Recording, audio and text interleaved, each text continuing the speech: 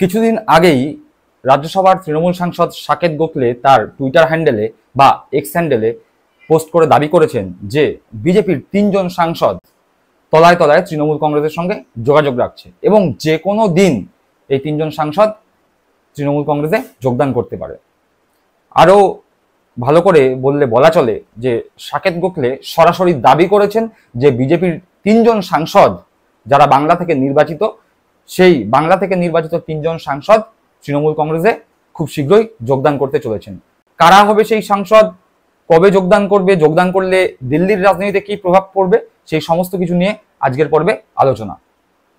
সাকেত গোখলে নিজের Twitter handle বা x হ্যান্ডেলে তো দাবি করেছেন যে বিজেপির 12 জন সাংসদ যারা বাংলা থেকে নির্বাচিত, সেই 12 জন সাংসদের মধ্যে থেকে 3জন সাংসদ তৃণমূল কংগ্রেসে যোগদান করবে। কিন্তু তিনি এখানে এই অশ্বত্থামা হত ইতি গজর মতো বলে তো দিয়েছেন যে 3জন বিজেপি সাংসদ তৃণমূল কংগ্রেসে যোগদান করবেন, যারা তৃণমূল কংগ্রেসের সঙ্গে তলায় তলায় যোগাযোগ রেখে চলেছেন, কিন্তু সেই 3জনের নাম ডিসক্লোজ করেননি, নাম প্রকাশ্যে আনেননি।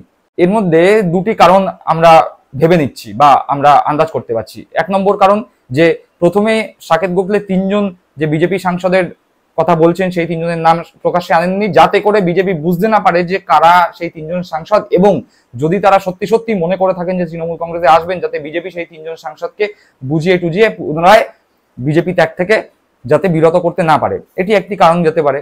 আবার দ্বিতীয় কারণ, আসলে হয়তো তারা যোগদান করবেন না, কিন্তু এই যে 12 জন আছে এই 12 জনের মধ্যে একটি সন্দেহের বাতাবরণ, বিজেপির মধ্যে একটি সন্দেহের বাতাবরণ সৃষ্টি করে দেওয়ার জন্য নাম না করে 3জনের নাম হাওয়ায় ভাসিয়ে দিলেন, 3টি সংখ্যা হাওয়ায় ভাসিয়ে দিলেন, এটি একটি হতে পারে। এবার যদি ধরে নিই সাকেত গোখলের যে দাবি, সাকেত গোখলের যে টুইট, এক্স হ্যান্ডেলের টুইট, সেটি যদি সত্যি হয়, তাহলে দিল্লির রাজনীতিতে কি প্রভাব পড়বে? বর্তমানে বিজেপির সংখ্যা, সাংসদ সংখ্যা, বর্তমানে লোকসভায় বিজেপির সাংসদ সংখ্যা 240, অপরদিকে ইন্ডিয়া জোটের সাংসদ সংখ্যা কত? 237। এবার ধরে নিন বিজেপি থেকে 3জন সাংসদ সরাসরি তৃণমূল কংগ্রেসে যোগদান করলো, ফলে তৃণমূল কংগ্রেসে কি হবে? বাংলায় তৃণমূল কংগ্রেসের আসন সংখ্যা 29 এবং বিজেপির আসন সংখ্যা 12। তাহলে তৃণমূল কংগ্রেসের যদি বিজেপি থেকে 3জন আসে, বিজেপির আসন সংখ্যা 12 থেকে কমে 9 হবে। এবার দেখার, যেই 3জন সাংসদ বিজেপি থেকে তৃণমূল কংগ্রেসে যোগদান করেন, যদি সত্যিকারে যোগদান করেন, তারা তাদের সাংসদ পদ থেকে অব্যাহতি নেবেন কিনা বা সাংসদ পদে রিজাইন করে তৃণমূল কংগ্রেসে জয়েন করবে কিনা, সেটি একটি প্রশ্ন। যদি তারা রিজাইন করে জয়েন করেন, তাহলে পুনরায় সেখানে ভোট হবে।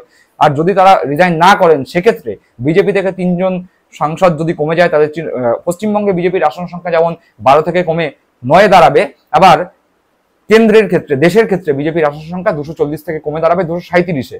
আর এখন ইন্ডিয়া জোটে রয়েছে 237টি আসন, তৃণমূল কংগ্রেস ইন্ডিয়া জোটের শরিক। তৃণমূল কংগ্রেসে যদি সেই 3জন বিজেপি সাংসদ জয়েন করেন, তাহলে তৃণমূল কংগ্রেসের পশ্চিমবঙ্গে আসন সংখ্যা যেমন 29 থেকে বেড়ে 32 হবে, কেন্দ্রের ক্ষেত্রে, ইন্ডিয়া জোটের ক্ষেত্রে 237 থেকে বেড়ে দাঁড়াবে 240। ফলে বিজেপির যে আসন সংখ্যা, সেটি কিন্তু ক্রস করে যাবে ইন্ডিয়া জোট। এবার কি হবে? লোকসভায় যখন কোনো ইস্যুতে ভোটাভুটি হবে, যদি ভোটাভুটি হয়, সেক্ষেত্রে বিজেপি আর যে 240টি আসন নিয়ে একাই বিরোধী জোট অর্থাৎ ইন্ডিয়া জোটের যা ভোট, তাকে ক্রস করার যেই সাহস বা যেই ক্ষমতা বিজেপির মধ্যে ছিল, সেটি আর বিজেপির মধ্যে থাকবে না। ফলে তার শরিকদের ওপর ডিপেন্ড করতে হবে, ভরসা করতে হবে। এবার শরিকরা যদি ভোটদানে বিরত থাকে, অথবা শরিকরা যদি উল্টো দিকে ভোট করে, তাহলে কিন্তু কোনো বিল আনতে গেলে বা কোনো ইস্যুতে যদি ভোটাভুটিতে যায়, সেক্ষেত্রে বিজেপি সেই ভোটাভুটিতে জয়ী নাও হতে পারে। ফলে এই যদি 3জন সাংসদ তৃণমূল কংগ্রেসে যোগ দিয়ে দেয়, তাহলে কেন্দ্রের রাজনীতি, দিল্লির রাজনীতিতে কিন্তু একটি বড় প্রভাব পড়তে চলেছে।